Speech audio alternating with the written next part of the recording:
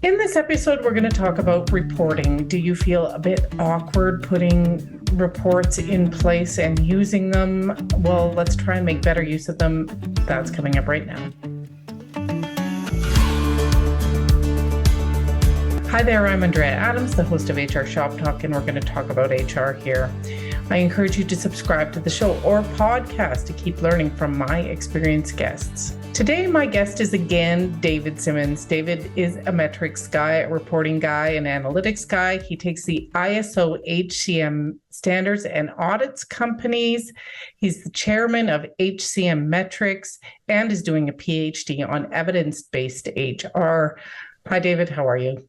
Hi, thank you. Andrea, this is such an exciting topic. I'm really looking forward to it. I know we're not doing well in HR, but I'm hoping, I'm not getting to the heart of it. I suspect you know what it is, and maybe we'll learn a little bit about that today. So first question here, though, we're going to loosely talk about HR reporting. So if we're talking about reporting, what are we talking about, or at least in a sense, what are we going to talk about today? Well, I think HR reporting has come a long way and has a long way yet to go. Okay. And we need to answer the question, who are we reporting to and what are we reporting about? Okay. We need to report to our colleagues in other departments at the C-suite level in order that we might become accountable for the vast amounts of money that are being spent. I was talking to a finance director not long ago, and I was talking to her about this new international standard, ISO 30414 on HR reporting. She said, David, we wanted this for years. I said, it's HR, it's not finance. She said, no, you don't understand. On the profit and loss, on the balance sheet, there's a big black hole called intangibles. And the biggest part of intangibles is the people. And we cost a fortune. But now, for the very first time, we can measure the ROI of HR. That's what we're talking about. Okay. I can't help myself but ask, how do you measure the ROI of HR? Okay. What the international standard does, it covers the whole sweep of HR, which HR directors, CHROs, VPs should be reporting anyway, but it gives them a framework, a common standard framework with a set of metrics, 60 common metrics applicable to any organization in the world. Doesn't matter the size, doesn't matter the country, doesn't matter the industry or the culture, 60 common metrics. For example, let me pick one at random. Leadership. Every organization needs to report on its leadership. Mm-hmm. Not just how many or how much or how often or even the cost. We need to look at things like span of control. It's quite easy to measure span of control. Yeah. Or leadership development. Who's been on which program? How much did it cost? Did they implement it? Was it worth it? That's fairly straightforward. I've been in L&D for years, and evaluation and validation of training and learning programs has been very standard for a long time. But there's another third metric in the standard which very few organizations will measure, and yet this is crucial, and it's called leadership trust. If you ask most people why they leave to join another organization, they'll say, pay, promotion, prospects. Not a bit of it. What they mean is, I can't stand that leader anymore. And the best time, by the way, to get real truth from an employee is not when they hand in their notice, but after they've got a reference, and you don't do it by email, you do it on the phone, and you say, by the way, why did you leave? And then they'll tell you the truth. So measuring leadership trust is easy. There are, in the public domain, there are standard measures of leadership trust. And that's gold dust, not just for those of us in HR, but those in the C-suite would love to know about that kind of data. Yeah, that still isn't a ROI though. Is ROI the sort of the all of it together, or do you Of actually course. spit out one number? Yep. Yep. You look at the cost of people Hmm. and you find out the outcome of those people. How much did you invest? Was it worth it? Okay. Well, was it worth it? You can figure out how much you invested. The worth part is hard. Well, you and I know, Andrea, that people have used the cliche for years. Our people are our greatest asset. And I'm saying, Oh, well, in addition to that making me want to puke, if they are your greatest asset, what return are you getting on that asset? You see, if an organization bought a new computer or a load of lorries or a new factory, they would have done the numbers beforehand. So if it cost 2 million, when am I going to get my money back? And we could do exactly the same with the people. okay. So focusing a little bit back on reporting specifically, if I set a goal for my small HR department to get better at reporting in 2023, what are the steps to doing that? Within most organizations, there is already an HR information system. Right. It's the easiest thing in the world to track the numbers. But it's most important to track the numbers that the organization is asking for, instead of just turning out reports for their own sake. It's the very first question that HR needs to ask when putting together a report is why? Who's it for and what's it about? Mm-hmm. So is it to do with staff turnover or retention? I know that many people are concerned about this at the moment, and they say, oh, it's gone from 13% to 30%. I say, is that true? And they say, yeah, look, I've got a report. I said, is that true for every department, for every region, for every gender? And they said, but I said, come on, we can break this down easily. I'll give you an example. Mm-hmm. There was an organization I was dealing with, and they had increased health and safety problems, increased number of accidents. They said, oh, we need to do some training. I said, okay, but with whom? They said, oh, everybody. I said, well, that's going to be very expensive because Yes. a lot of people don't need it because they remember what you trained them in last year. Let's focus on the area where it's greatest of need. They said, well, how do we do that? I said, the numbers are there already. So where are the accidents occurring? Which managers are most affected? Is it to do with age or gender? Or is it to do with work role or seniority? And then you could see that the light came on. Mm. It's about digging deeper into the data to give the information we need to make good decisions in HR. Mm-hmm. So it's no longer the blunderbuss approach, it's sniper fire. I think sometimes we go, we want to look at the numbers to tell us that we want the numbers to tell us what the problem is. We don't want to go to the numbers with the problem. We want to look for the problems in the numbers so that Good luck with that. Problems coming. Good luck with that. You'll be up all night. Right. You absolutely must go with the problem to the numbers. Okay. In order that the numbers can then inform the decision about solving the problem. Okay. If you go looking in the data for problems, you'll be chasing your tail for years. Okay, so now we have something quite concrete we need to stop doing. Okay. So if I'm going to get better at reporting in 2023, what will, how would I know that I've been successful? I mean, it's pretty vague. So if I want to get specific about what success is going to look like, what would it look like? Well, fortunately, there is now a framework. There's an international standard for HR reporting. Okay, so 30414. It came out of Geneva, Switzerland. 25 countries were involved in drafting this over a period of 3 years. It's applicable throughout the whole world, and it covers all the 11 broad areas of HR, and it tells you what to measure. You can do worse than that. That's easy. As you know, in the States, the SEC are now requiring public disclosure of human capital.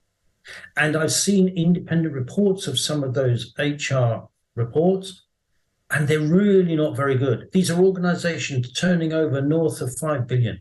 And their reports on Mickey Mouse things are really poor. It's not just as if they're reporting on trying to compare apples and pears. It's apples and highways, for goodness sake. Now, there is a framework.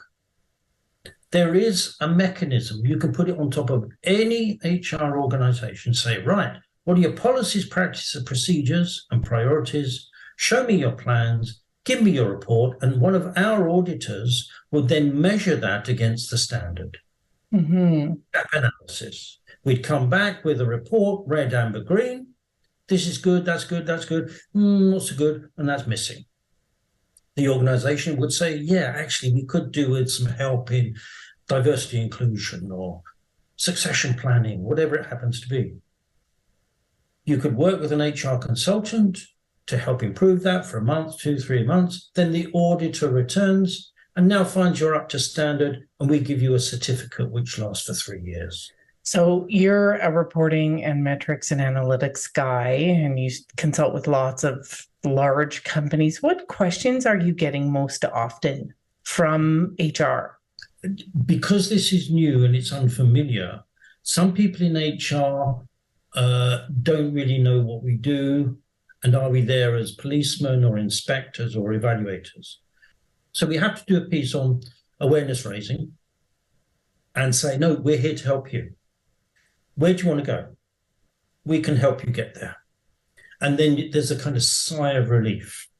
They say, well, actually, what we'd really like is to improve the quality of what we do, improve our reputation, and we want to get a seat on the board. And we say, that's fine. We can do that. We'll give you the numbers. We'll give you the instruments, the tools, the data, the metrics, and that will get you into the C-suite.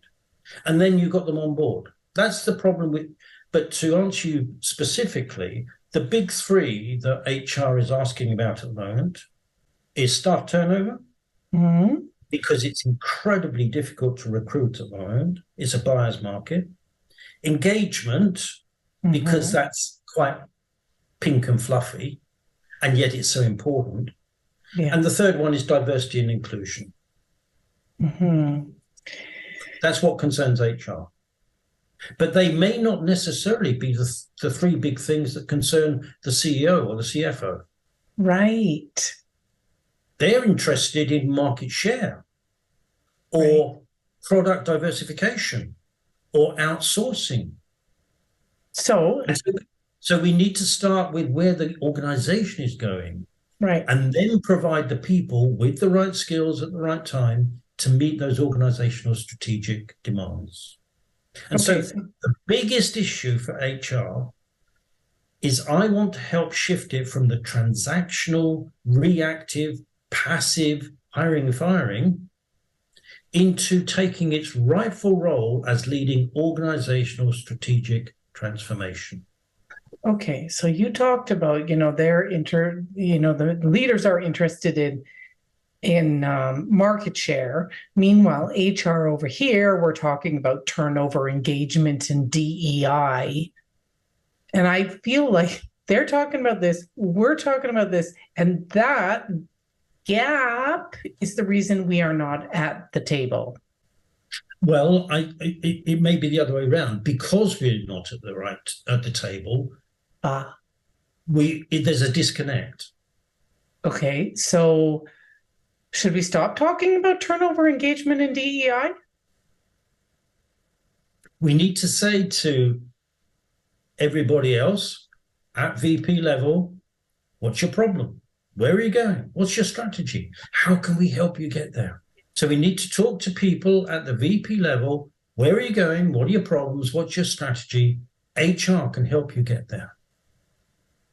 And then is that when we say, DEI turnover and engagement may be part of the tools we use to address their problem? I believe that part of the future, at least, will be for people who are engaged at the business partner level within HR should have a master's, probably an MBA, so that they can start talking business language and not just HR. And by the way, all of this is applicable in the public sector and even large NGOs, because it's about people in the end. And in the public sector and in large charities, they've still got to make ends meet and justify their income and expenditure. But in the end, it's about enabling the organization to hit the bottom line, whatever that happens to be. And that's very measurable. The KPIs of HR are very easy, but they're not adopted or adapted or implemented. I feel like, like I've got an undergraduate degree in business. I got a whatever. That's unlikely to make me business focused. Once you get into the field, you just get so focused on your day-to-day of thinking about me, for example. That's the HR operation stuff. Yeah. But with your business degree and your background experience, you're more likely to be able to embrace the concept of coming out of the HR silo into the commercial business organizational arena. Mm-hmm. If you think about it, a lot of my audience, they're not in the C-suite. They're not even close. They're not leaders. They're, maybe they're business partners. Maybe they're even coordinators. Really, if they were to start digging into the numbers, doing more reporting, and typically they want it to be related to what they're doing. So let's say I'm an HR analyst. I'm helping business partners do their work. What could I be doing that would help? Let me give you an example. 2 years ago, COVID hit. Mm-hmm. Many organizations said, cut 10%. And HR said, okay, panic. If I'd been around in that situation at that time, I would have said, why 10%? Which 10%? Why not 9? Why not 11? Do you want the 10% to come from those people we wanted to leave anyway? This is called scenario planning. Going forward, you're asking what the analysts could be doing in the future. Well, right now, that we need to plan for the future. There will be another pandemic. There will be a run on dollar. There will be an oil spillage. And that contingency planning could be done now, so that when it happens, HR just gets the right file and said, oh, page 28, that's what we do. That's adult, that's mature. The other thing that analytics can do is something called predictive and prescriptive analytics. So that when we go to an organization and we do the auditing using their data, we say, here's your certificate. Thank you very much. But that's out of date. That's past. That's reported, like what's happened. Let's now talk about the future. And we say to the head of HR, succession planning. How do you do your succession planning for next year? They say, well, it's this year plus 10%, isn't it? And we say, we can do it a bit better than that. So we use their numbers, their data, their machines, and just use some fairly sophisticated statistical software. And we can predict this time next year, their analyst can predict this time next year who's been promoted, who left because they weren't promoted, who's had which accidents and what did it cost. We can predict who stayed because they were developed laterally. We can even predict how many women are on maternity leave and they haven't even conceived yet. Thanks, David. That was so fascinating. And I think I was making progress, at least personally, in understanding what the issues are. I did an episode on, or David and I did an episode on metrics, and that link is right here. Thanks for watching and see you next time.